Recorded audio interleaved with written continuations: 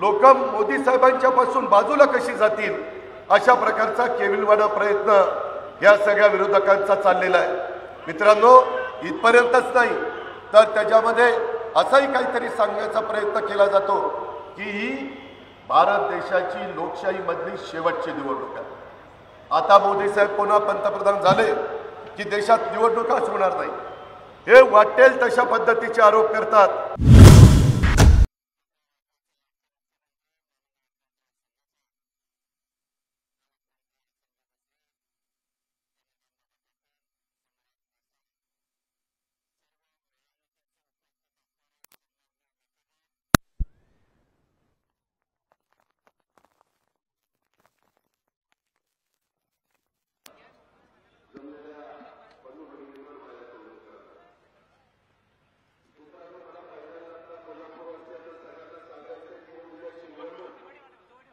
गावकीची भावकीची निवडणूक नाहीये, ही देशाचा 140 कोटी जनतेचा कारभार 5 वर्षाच्या करता कोणाच्या हातामध्ये द्यायचा आहे याबद्दलचा महत्त्वाचा निर्णय घेण्याची निवडणूक आहे।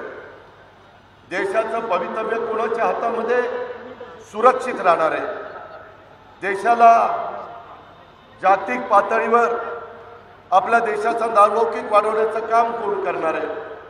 आज आपल्या देशाकडे बाहेरच्या देशातला कुठलाही जर नेता पाहायचं म्हटलं तर कोणत्या अँगलनी पाहतो आणि याला कोण जबाबदार आहे।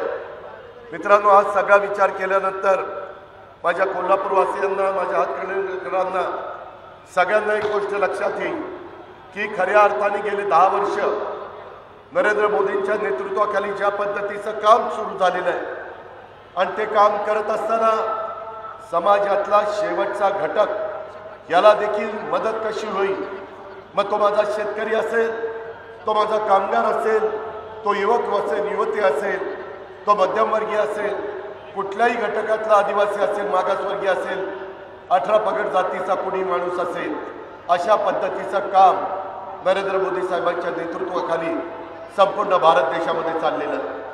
आज एकमेव विरोधकांचा अजेंडा आहे की ज्या पद्धतीचा कारभार नरेंद्र मोदी साहेब करतायत त्याला कुठेतरी आडकाठी करायची, त्याला कुठेतरी थांबवण्याचा केविलवाणा प्रयत्न करायचा आहे। आणि म्हणून अनेकांचं कधी पटत नाही अशा प्रकारची लोक एकत्र आलेली आहेत, त्यांच्याकडे आज नेता नाही आहे। जसं महायुतीचा नेता म्हणून, एनडीएचा प्रमुख म्हणून आपण नरेंद्र मोदी साहेबांना पुढं केलेलं आहे, त्यांच्या नेतृत्वाखाली आम्ही उद्याची 5 वर्ष ह्या देशाची चालवणार आहोत। देशाला तिसऱ्यांदा पंतप्रधान नरेंद्र मोदी साहेबांना करायचं आहे, ही आपली जी भूमिका आहे ती भूमिका खऱ्या अर्थाने लोकांना पटवून देण्याचं काम करावं लागेल।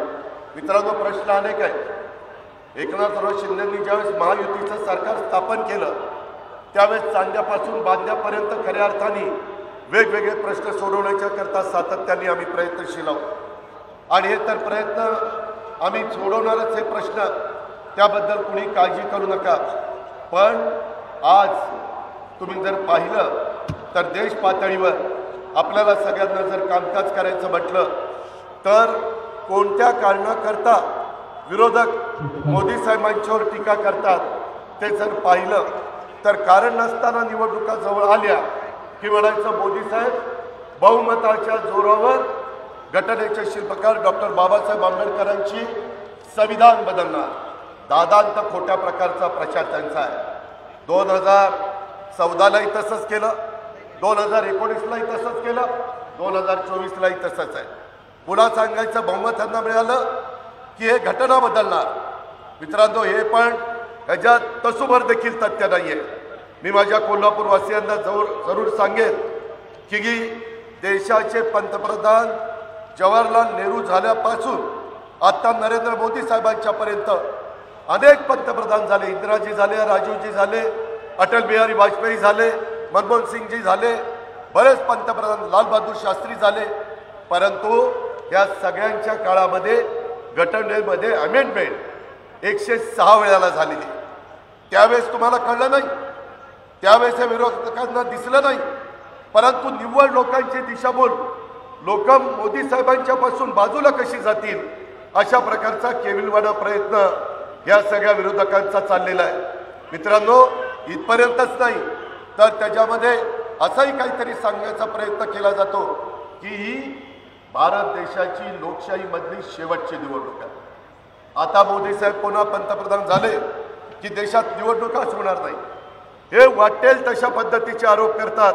माझी तुम्हाला सगळ्यांना कार्यकर्त्यांना विनंती आहे, माझ्या मतदार बंधू भगिनींना विनंती आहे, बाबांनो या खोट्या नाट्या प्रचाराला अजिबात बळी पडू नका।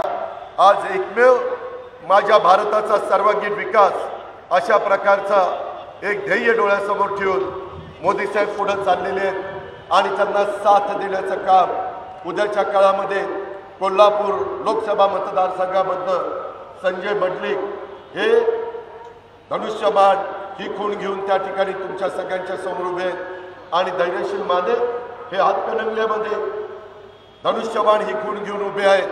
त्यामध्ये आम्ही महायुतीमध्ये अनेक जण, त्याच्यामध्ये सदाशिवराव खोत असतील, आमचे विनय कोरे असतील, बाकीचे आमचे सहकारी असतील, मनसेचे राज ठाकरे यांनी पण बिनशर्त या महायुतीला पाठिंबा दिलेला आहे आणि त्याच्यामुळं आपली सगळ्यांची जबाबदारी वाढलेली। दिवस कमी आहेत, या कमी दिवसामध्ये उन्हाची तीव्रता जास्त आहे। माझी तमाम कार्यकर्त्यांना मतदार बंधू भगिनींना विनंती आहे, बाबांनो तुमचं प्रत्येकाचं मत अतिशय महत्त्वाचं आहे। कुठं कधी काळी आपण एकमेकांच्या विरोधात जिल्हा परिषद, तालुका पंचायत, महानगरपालिका, नगरपालिका, साखर कारखान्याच्या निवडणुका, सहकारातल्या निवडणुका या कदाचित आपण एकमेकांच्या विरोधात लढल्या असतील, परंतु ती त्यापुरत्या लढल्या गेल्या। आता मात्र आपण सगळ्यांनी एकी दाखवली पाहिजे, त्यामध्ये कुठंही एकमेकांच्या बद्दल अनादर दाखवता कामा नये। जसं प्रकाश आवाडेंनी पण फॉर्म भरण्याचा निर्णय घेतला होता, परंतु एकनाथराव शिंदेंच्या विनंतीला मान देऊन त्यांनी देखील महायुतीच्या दोन्ही उमेदवारांना पाठिंबा देण्याचा निर्णय घेतला, त्याबद्दल मी प्रकाशरावांना देखील मनापासून धन्यवाद देतो। परंतु मित्रांनो, काही झालं तरी देखील आपण गाफील राहू नका।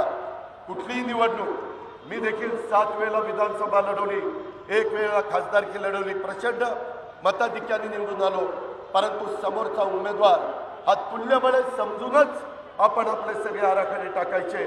आपण मतदारांना त्यांचा मान सन्मान द्यायचा। मताची टक्केवारी वाढली पाहिजे।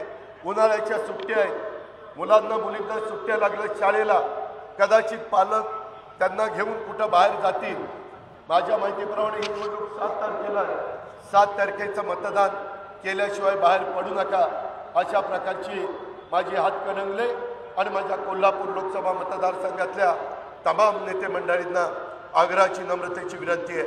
मित्रांनो, आपल्या विचाराचे, मोदी साहेबांच्या विचाराचे खासदार गेले तर केंद्राचा निधी मोठ्या प्रमाणावर आपल्याला आणता येतो।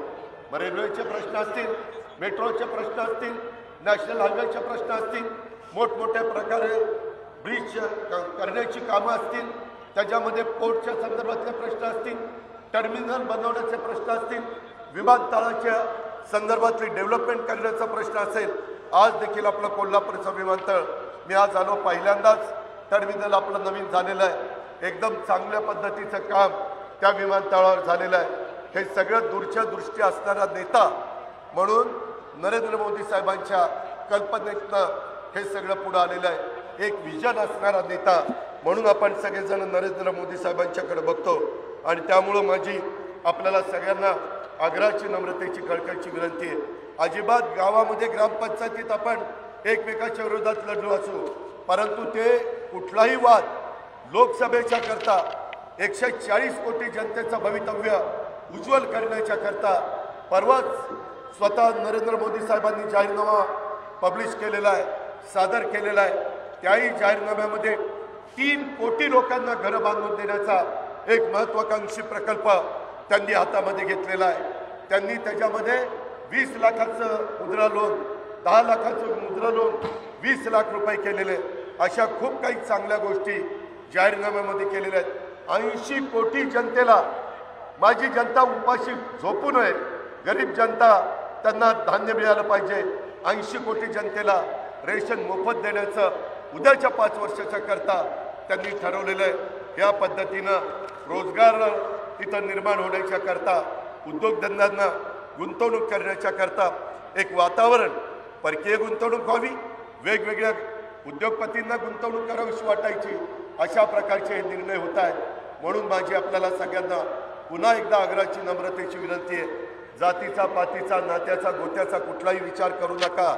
उद्याची निवडणूक ही रयतेची निवडणूक आहे, रयतेला आपल्याला निवडून द्यायचं आहे आणि रयतेचे उमेदवार म्हणून संजय मंडलिकजी आणि धैर्यशील महादेव उभे आहेत। त्यांच्या दोघांच्याही धनुष्यबाण ह्या चिन्हाच्या शेजारचं बटन दाबून त्यांना पुन्हा एकदा कोल्हापूर आणि हातकणंगल्याचं प्रतिनिधित्व करण्याची संधी द्यावी। तुम्ही टाकलेल्या विश्वासाला कुठेही तडा जाऊन न देण्याचं काम हे दोनही माझे सहकारी करतील, महायुतीचे उमेदवार करतील, अशा प्रकारची खात्री आपल्या सगळ्यांना देतो आणि आपल्या सगळ्यांची रजा घेतो। जय हिंद, जय महाराष्ट्र।